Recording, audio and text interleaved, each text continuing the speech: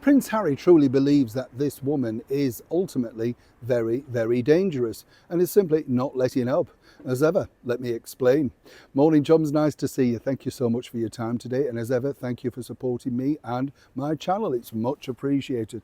I hope you're keeping well, whatever you're doing. It's a bit humid out here today, hence the reason I'm taking some shade underneath this wonderful greenery. I know, yeah, I don't know if you check the weather. We're obsessed, aren't we? We just are, aren't we? I don't know why. And I know in the winter you'll be all fed up with me saying, it's freezing out here. But it is. We never seem to get that balance, do we? But of course, I want to also thank you for your lovely comments regarding my recent video with Queen Victoria and the wig maker. As ever, free whenever you've got the time to check it out. A very good, fun story, and interesting, isn't it? Because really, it just goes to show that, everybody was always looking for opportunistic moments to try and sell their brands. And we forget about the fact that people were entrepreneurial before the world we live in today.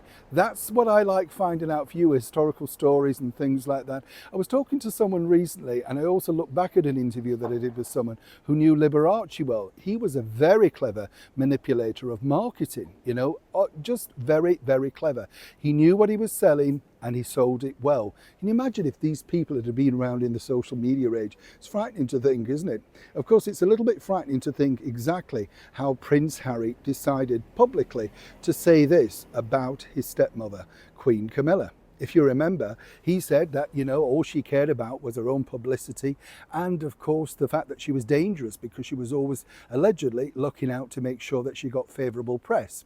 Now, having lived through the Camilla years, I could say that is absolutely 100% not true. I would say that Camilla, along with the Duchess of York and at points Princess Diana, were the most vilified in the tabloid media at the time. It was a free-for-all, you just really, as long as they had a picture, it was very easy for them to, do it, you know what I mean? So they did it, they just did their story.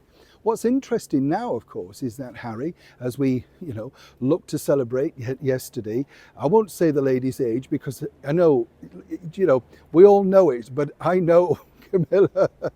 And the thing is, having become very good friends with her son Tom, I just know, like all women, they don't want reminding, do they? Like, who does? Let's be honest. I just feel so sorry for the fact that they always say her age on the news bulletins. But what a lovely picture that they took. I just think it's delightful. I think she looks fresh. Happy birthday, Mom, basically, but I know what you really feel about the age thing. Now, as you can imagine, birthdays are set in stone, aren't they? So guess what? Prince Harry decided once again to use the disruptors and make sure that he went out to do his landmine walk, a little bit like a fashion walk, really. All fake, all set up, and all there to cause maximum disruption. When you think about it, there are, numerous times he could have done this. He didn't have to do it. There was no anniversary, nothing really attached to it, you understand? But the bottom line is, of course, Harry wanted to make sure that his voice, and of course that of his mother, were on the front pages, pushing off this particular woman who, as I say, he describes as one of the most dangerous people inside the monarchy, apparently gushing to tabloid parties and press previews and things like that, which is absolutely farcical. So when people talk about this reconciliation and the move and the deal and everything going back to how it was, well, of course, His Majesty the King, as do many people, adore Queen Camilla. And the other side of the coin is, once again, Harry's shown his hand of card by literally saying, well, I might forgive you, but I'm certainly not going to forgive her. And of course, as we know, Charles and Camilla very much are a unit.